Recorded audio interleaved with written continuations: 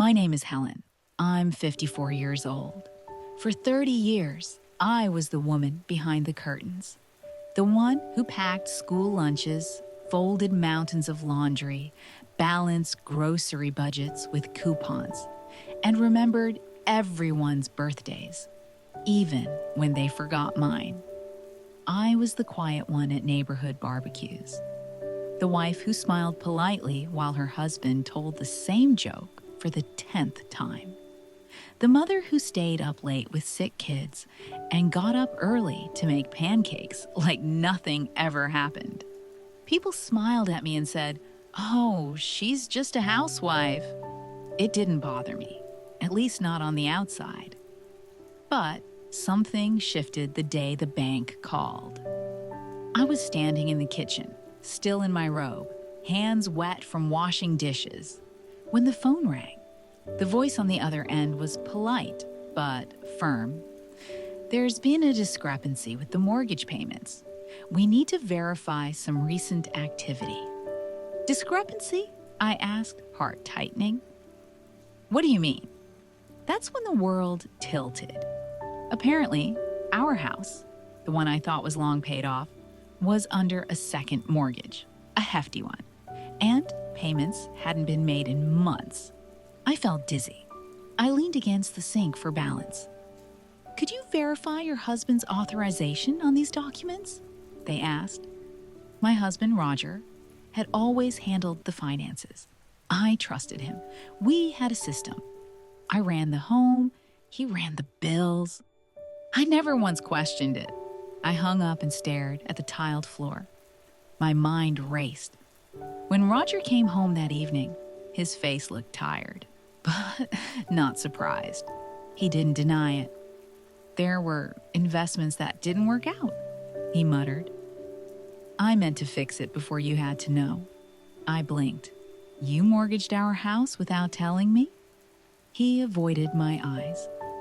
"I was trying to make things better, Helen. To give us more. It got out of hand." "More?" "I never asked for more. I just wanted peace." I looked at him and realized I didn't know the man standing in front of me. At least not anymore. That night, after he went to bed, I sat alone in the living room, the only light coming from the TV flickering across the walls. The news was on, and that's when I saw her. A woman around my age giving a press conference. Her name was Martha Ellis.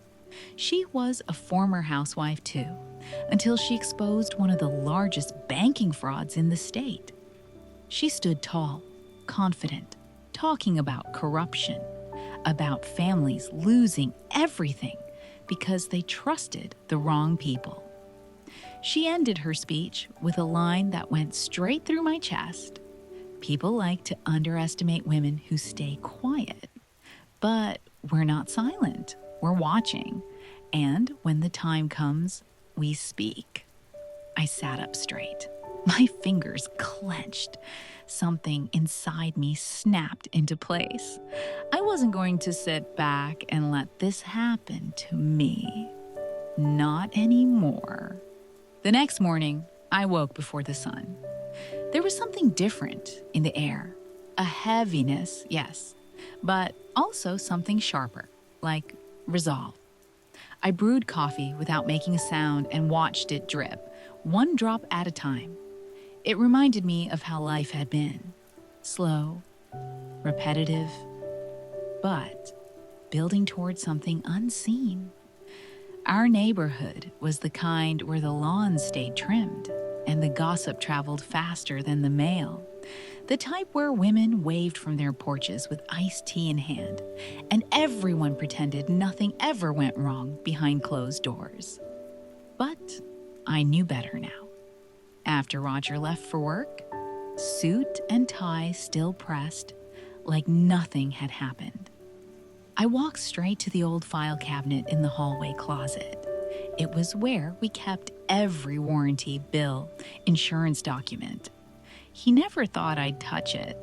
I pulled out the folders, pages upon pages of financial statements, letters from banks I'd never seen before, and one word I didn't expect to find scribbled so often: loan. The numbers didn't make sense. I'd always prided myself on being good with money, even if I never handled the big picture. But there it was. Credit card cash advances, refinancing paperwork, a personal loan with our son, Michael's name, listed as a reference. Michael, I hadn't spoken to him in almost 6 months. He'd moved out after a terrible fight with Roger. Something about business ethics and cutting corners. I never got the full story. I picked up the phone. "Mom?" he answered, hesitant. "Michael, I need you." He was quiet for a long second. "I'll be there in an hour." When he walked through the door, his face was harder than I remembered. Not cold, but worn. His eyes scanned the stack of documents spread out on the dining table, and I saw his jaw tighten. "I warned him," he muttered. "I told him not to drag you into this."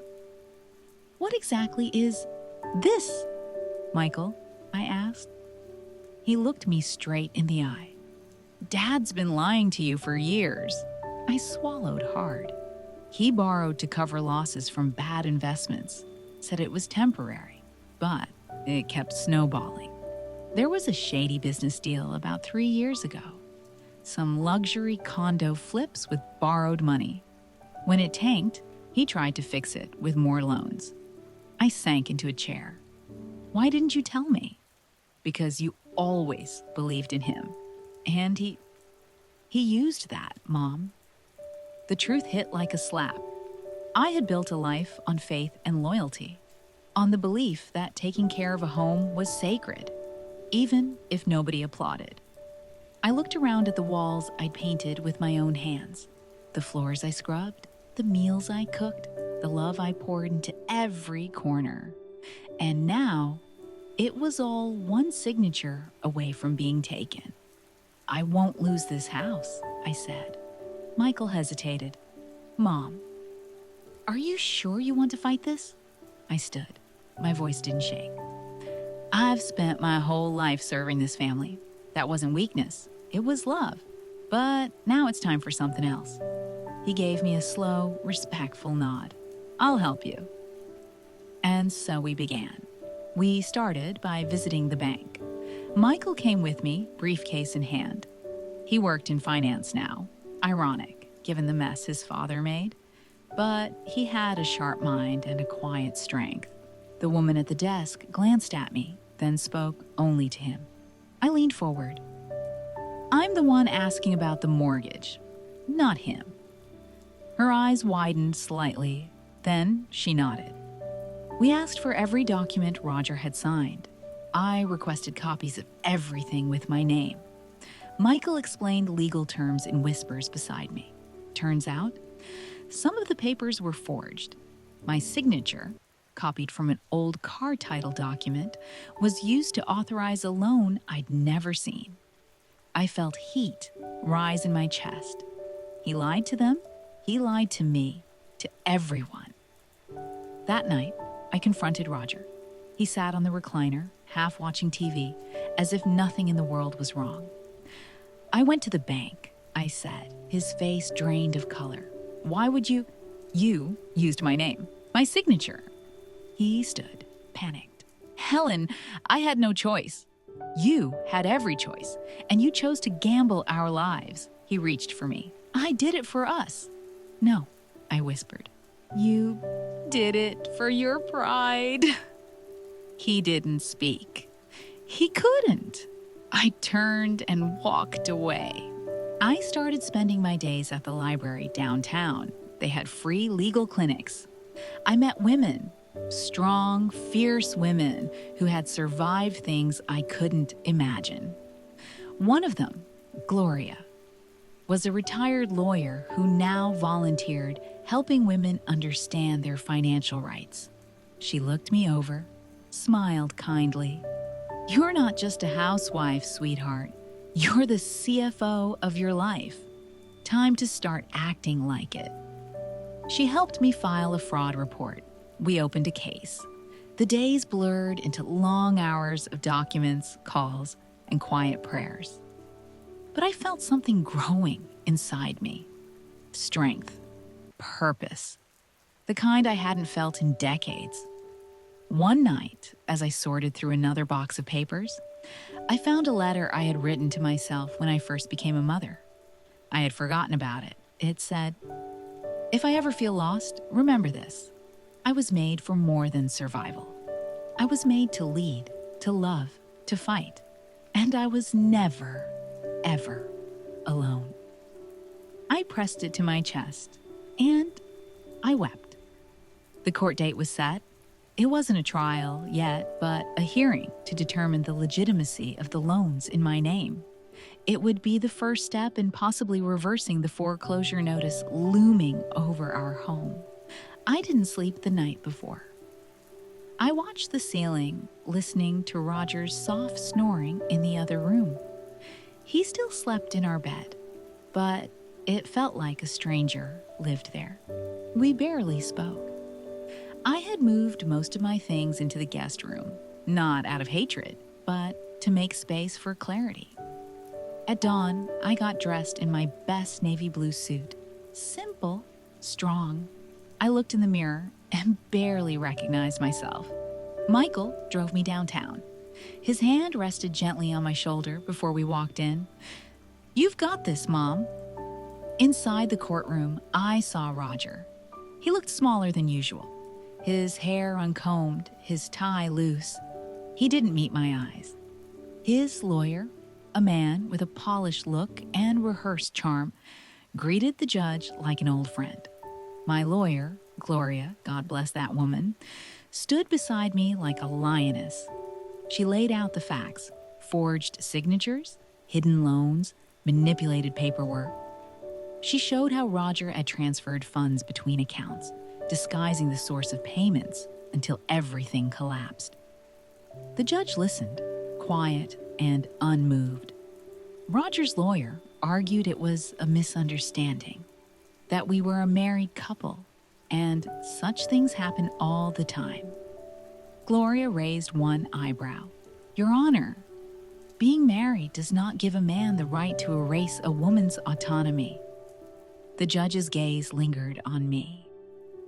"Mrs. Parker, do you believe your husband knowingly deceived you?" I stood slowly.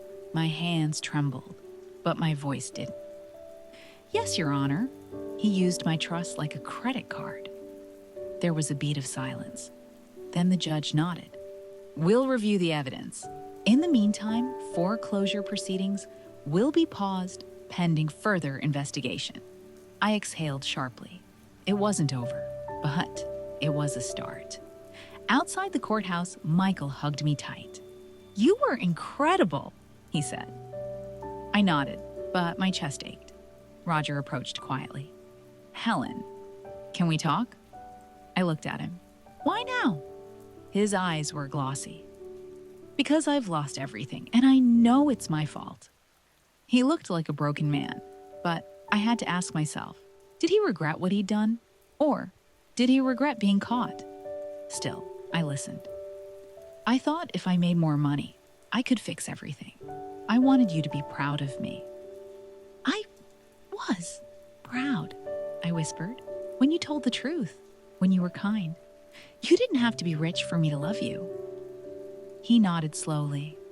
"I see that now." I didn't answer. That night, I went to church. I hadn't been in years. Life had a way of pushing those things to the background. But I needed something deeper than legal help. I needed faith. I sat in the back, listening to the pastor's voice echo through the empty pews. He was reading from Proverbs.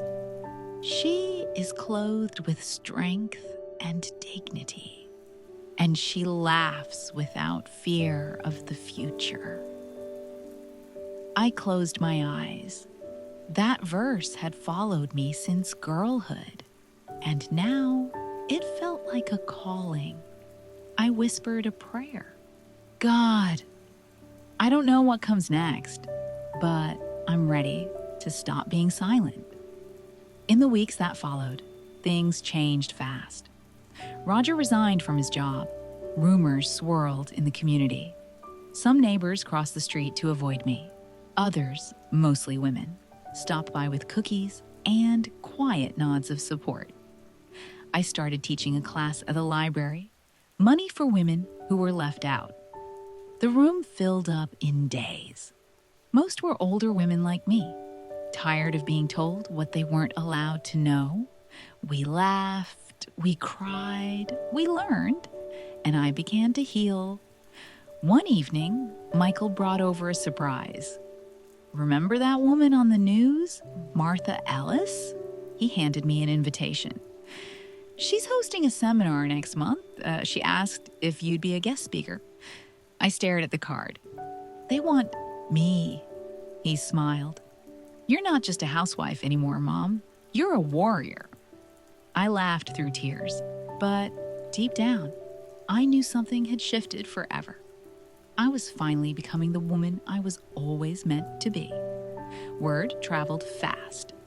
3 days after my story appeared in the local paper, Housewife exposes financial betrayal, fights foreclosure. I began receiving letters, handwritten ones. Women from all over the city wrote to me, sharing their stories. My husband left me with nothing. I had no idea what he'd done with our savings. I thought I was the only one. I sat at the kitchen table, reading them one by one. Some letters had photos of kids, others had recipes tucked inside.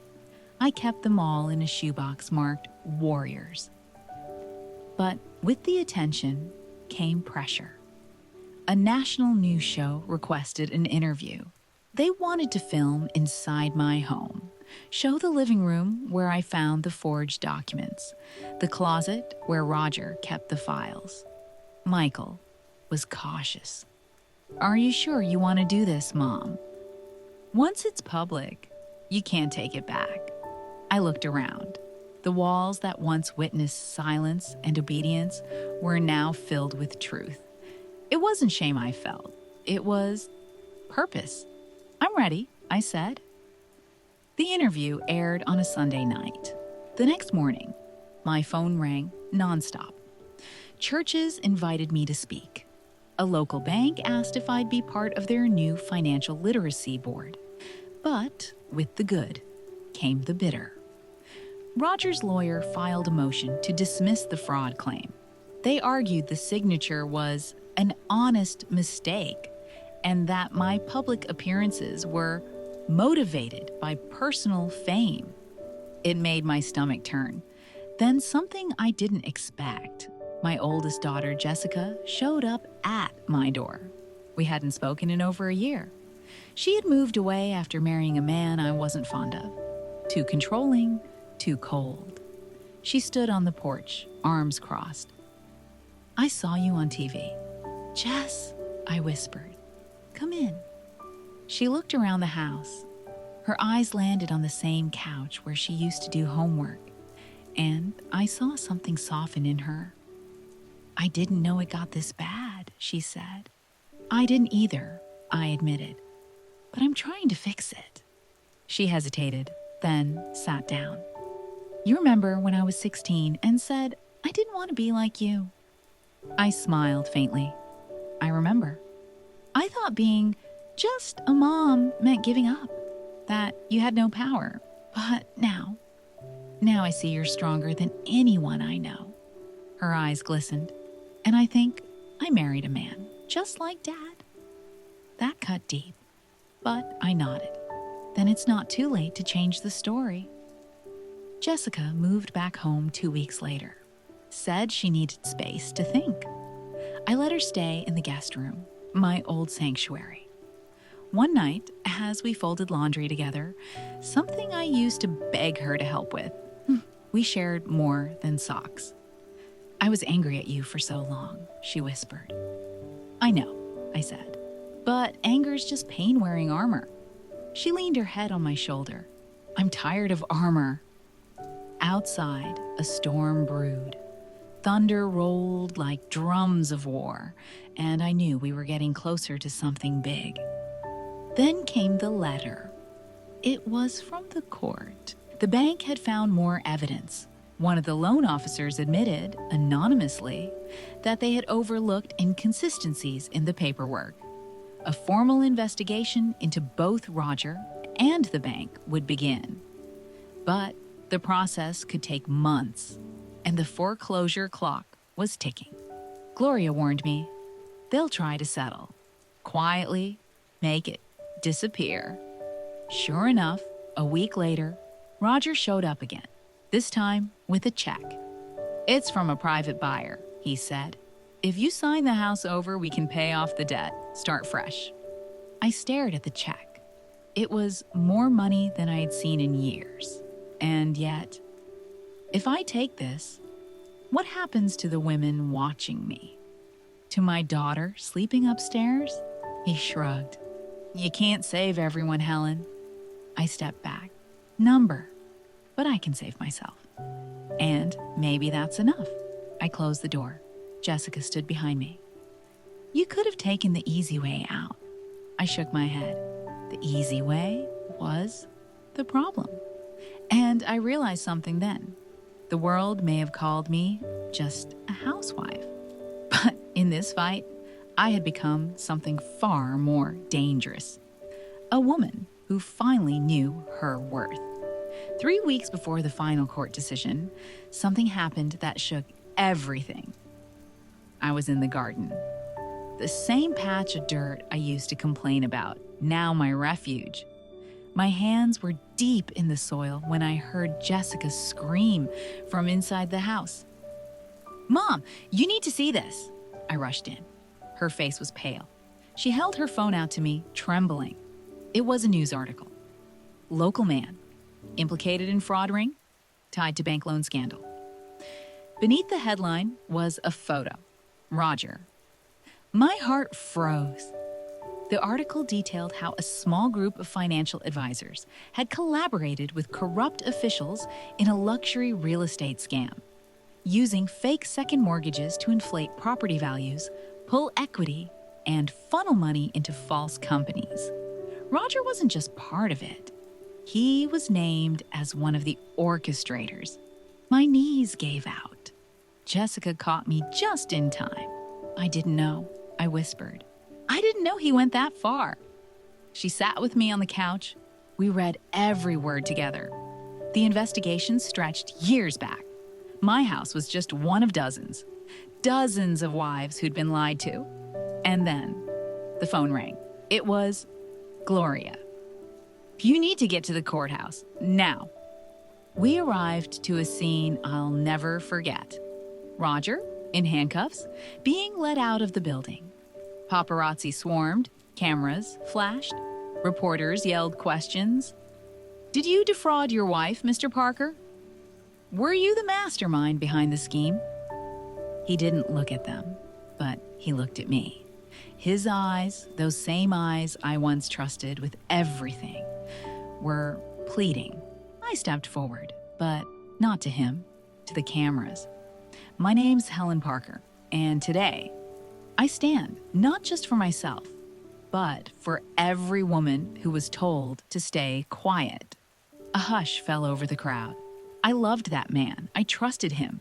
But trust doesn't mean blind obedience. It means partnership. And he broke that. I paused. For nothing is hidden that will not be made manifest, nor is anything secret that will not be known and come to light. My voice cracked, but I didn't stop. That's Luke 8:17, and I believe it with all my heart. Jessica stood beside me. Michael arrived moments later. We were together, not perfect, not whole, but united. Roger was indicted on multiple counts of fraud. The bank faced lawsuits, and suddenly, our quiet little story wasn't quiet anymore. That night, as we sat in the living room, the weight of everything settled in. Jessica curled up beside me. Do you regret any of it? She asked softly. I stared at the ceiling for a long time. Number. because now I know who I am, and I know what I won't accept ever again. Tears slid down my cheeks. I'm not just a housewife. I'm a fighter, a mother, a believer, and a woman who found her voice. Too late for him, maybe, but right on time for me. And in that silence, I felt something lift. I was no longer just surviving. I was free. Women touched the walls. Men stood quietly in corners, reading plaques that said things like, "This was the room where Helen found the truth." At one point, I found myself face to face with an older woman, maybe 70. Her hands trembled as she spoke. "My husband left me with nothing. I saw your story and I started over." "Thank you." I held her hands. "You started over yourself. I just showed you it was possible." Later that day, as the sun dipped low, a young journalist asked for a final comment. I smiled. People once called me just a housewife, but now they call me by my name. I looked into the camera, and I hope every woman watching remembers this. Your silence is not your destiny. Your strength doesn't need permission. And your voice can rebuild more than homes. That night, after everyone left, I stood alone in the living room, quiet, peaceful, whole.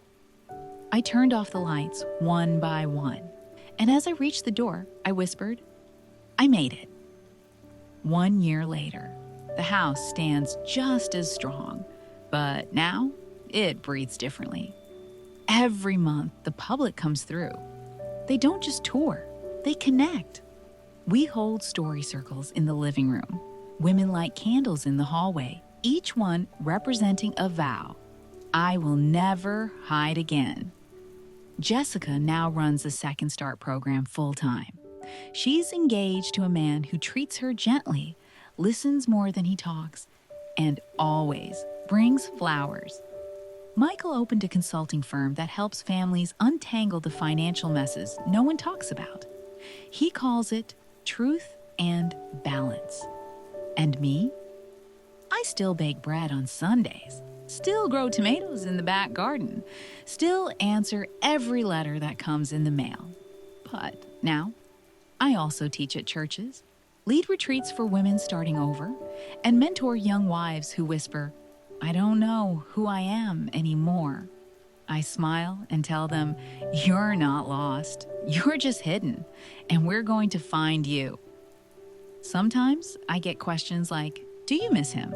The life you had?" And my answer is always honest. I miss the idea of what I thought we had, but not the reality.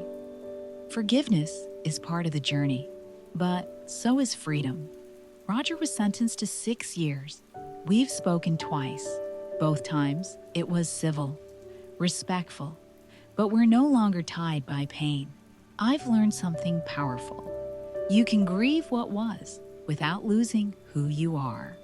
You can rise from ashes, not as a phoenix, but as a woman who plants flowers where the fire once burned. And you can love again, starting with yourself.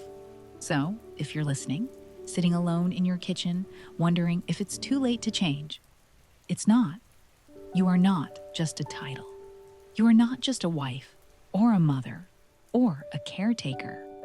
You are a story. And your next chapter is waiting. Write it with truth.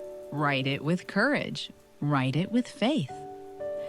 And when you do, I'll be here, cheering you on. The following weeks felt like walking through fog after a storm. Quiet, uncertain, but undeniably changed. People treated me differently now. Some avoided eye contact in the grocery store.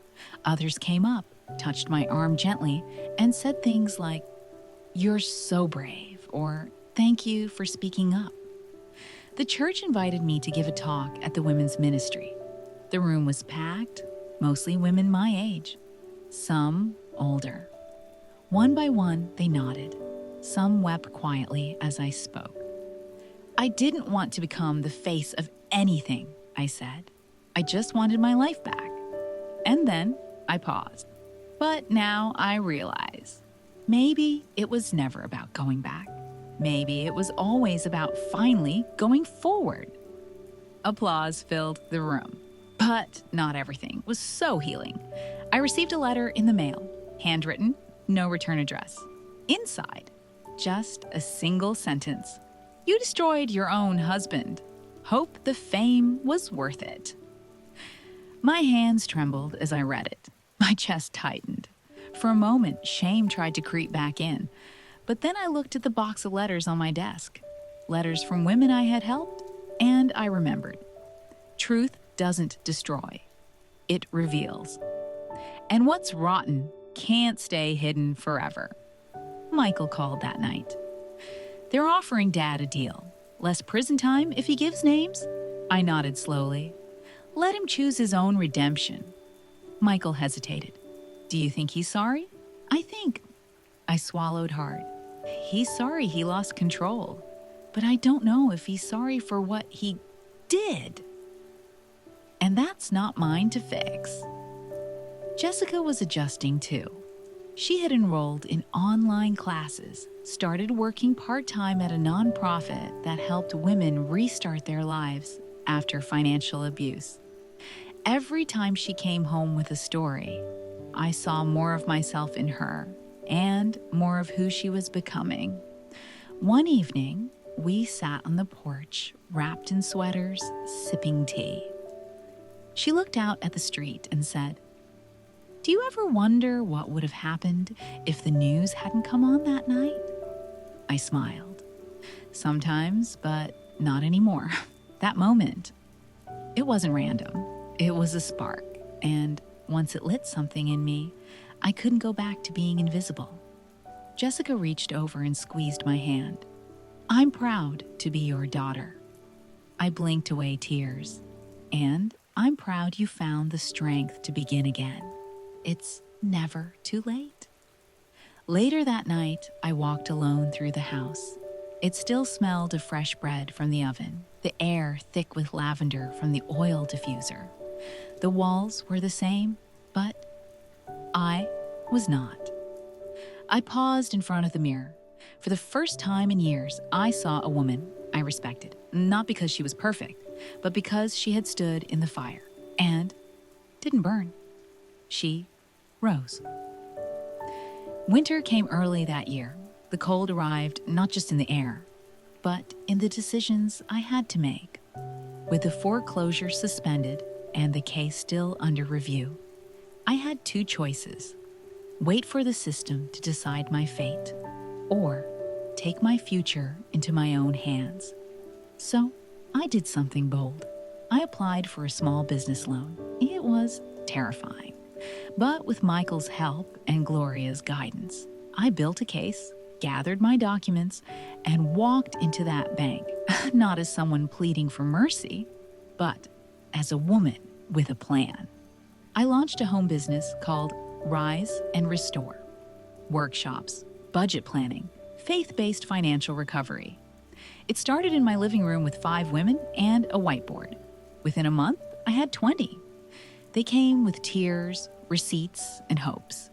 And I gave them what I never had when I needed it most: clarity, courage, and community. One of the women, Maria, came to me after the first session. She held my hand. I've been married 25 years, never touched a bill. Last week, I found out my name's on 2 loans I didn't sign. You just saved my life. I didn't cry in front of her, but I wept later. For all the Marias, my reputation grew.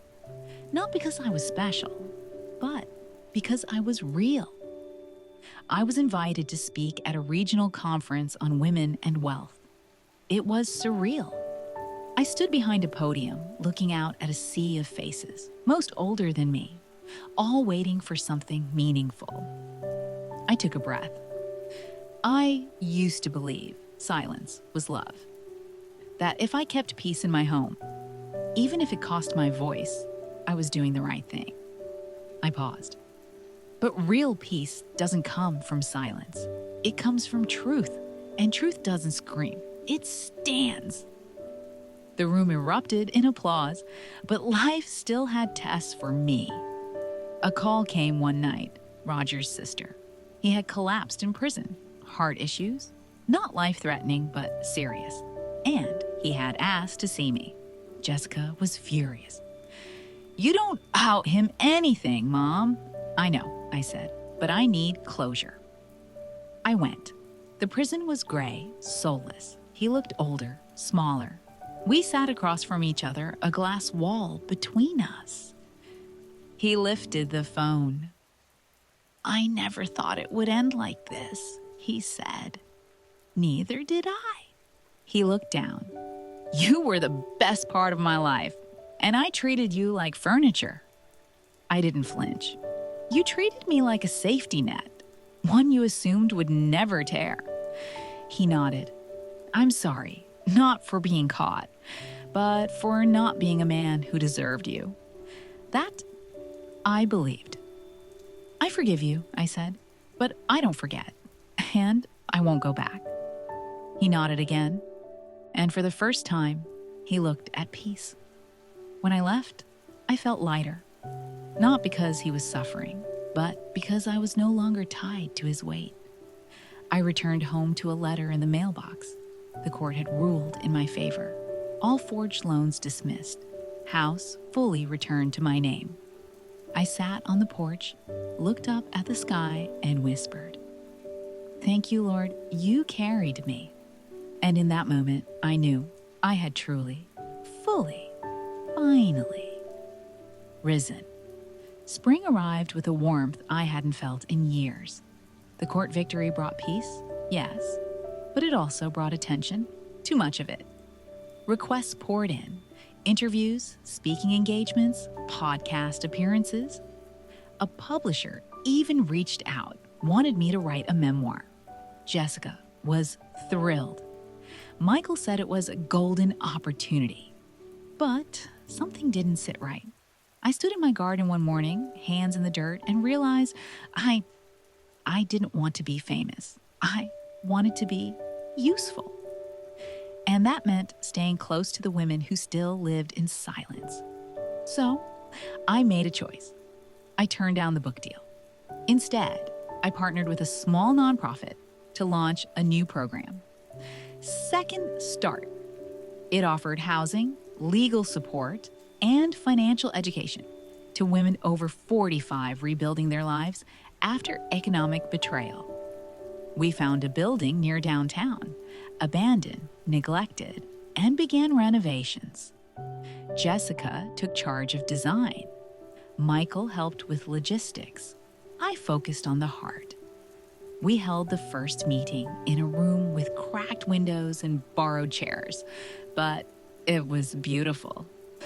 12 women sat in a circle, each one holding a folder with her name on it. I spoke quietly. "This is not a charity. It's a declaration. You are not forgotten. You are not too late. You are not broken beyond repair." They wept. And I knew we were planting something that would outlive me. But as the center grew, something else did too. A letter arrived from the county. The house, my house, had been selected for a feature in the Historic Homes of the Region Showcase, a prestigious honor.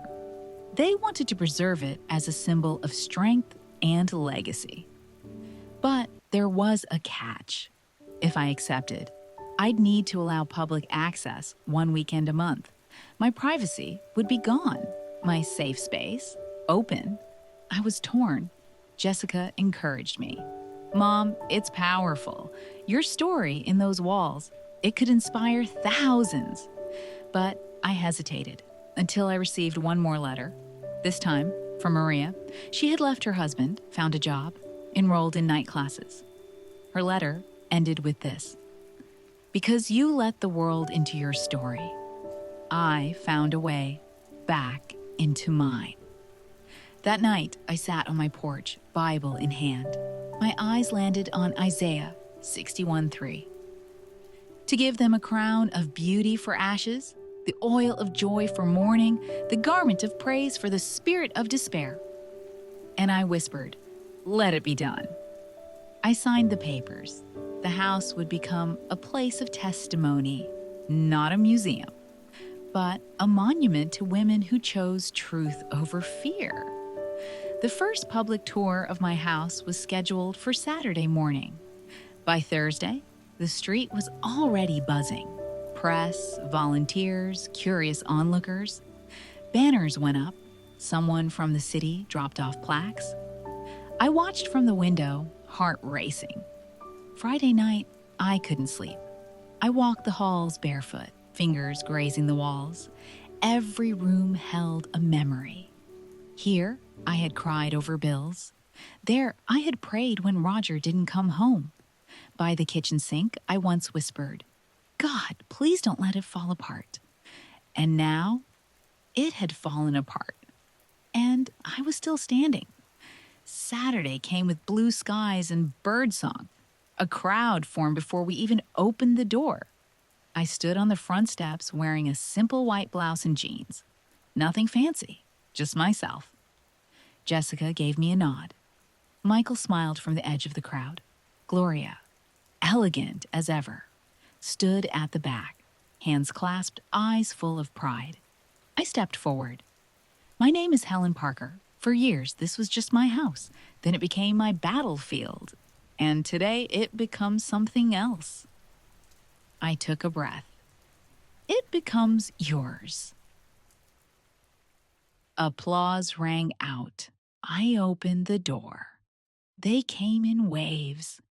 Dozens, then hundreds.